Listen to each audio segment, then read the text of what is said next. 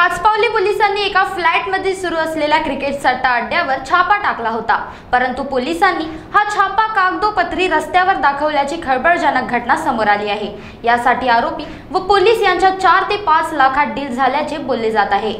Cricket सट्टा अड्ड्यावर छापा टाकण्यावरून पाचपावली पोलिसांची कार्यपद्धती संशयाच्या घेऱ्यात आली आहे, कारण येथील पोलिसांनी एका क्रिकेट बुकीवर रस्त्यावर कारवाई केल्याचे कागदोपत्री दाखवले। प्रत्यक्षात मात्र हा छापा रस्त्यावर नव्हे तर क्रिकेट बुकीच्या फ्लॅटवर टाकण्यात आला होता, अशी पोलखोल करणारी धक्कादायक बाब सीसीटीव्ही फुटेजवरून समोर आली आहे। त्यामुळे पोलीस वर्तुळात खमंग रंगलेली चर्चा बघता क्रिकेट सट्टा अड्ड्यावर कारवाई की वसुली नाट्य असा प्रश्न निर्माण झाला आहे।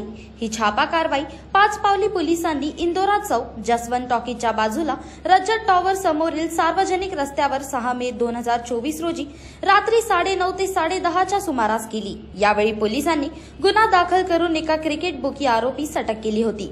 जसमीत सिंग सुरेंद्र सिंग भाटिया असे आरोपी क्रिकेट बुकीचे नाव आहे।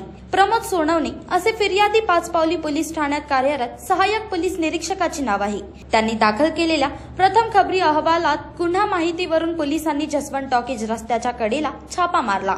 येथे आरोपी हा आपल्या मोबाईलवर टाटा IPL T20च्या सनरायझर्स हैदराबाद विरुद्ध मुंबई इंडियन्सच्या संघामध्ये सुरू असलेल्या क्रिकेट सामन्यावर सट्ट्याची खायवाडी करीत होता।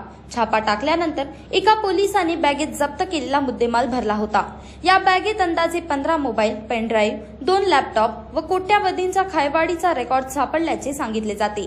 तर छापा कारवाईचे घटनास्थळ बदलविण्यासाठी तसेच जप्तीचा मुद्देमाल आरोपीवर कडक गुन्हे दाखल न करता किरकोळ कारवाई करून सोडण्याच्या बदल्यात 4 ते 5 लाखात डील झाल्याचे बोलले जात आहे।